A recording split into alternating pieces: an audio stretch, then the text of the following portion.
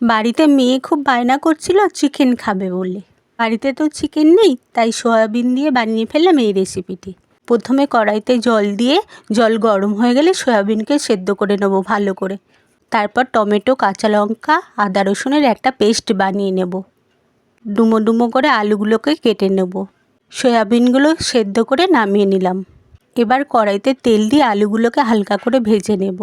ওই তেলে সয়াবিনগুলো দিয়ে আবারও হালকা করে ভেজে নেব। তারপর কড়াইতে তেজপাতা ও ফোড়ন দিয়ে নাড়িয়ে চাড়িয়ে নিয়ে পেস্টটাকে দিয়ে কিছুক্ষণ নেড়ে চেড়ে নেব।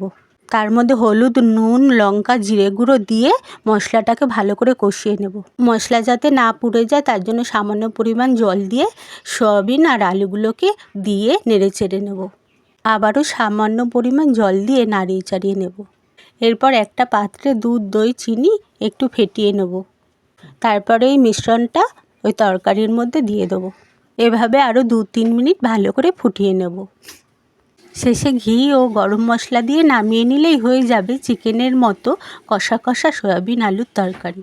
তোমরা বাড়িতে বানিয়ে অবশ্যই জানিও। তাহলে চলো বন্ধুরা, আজকের মতো টাটা।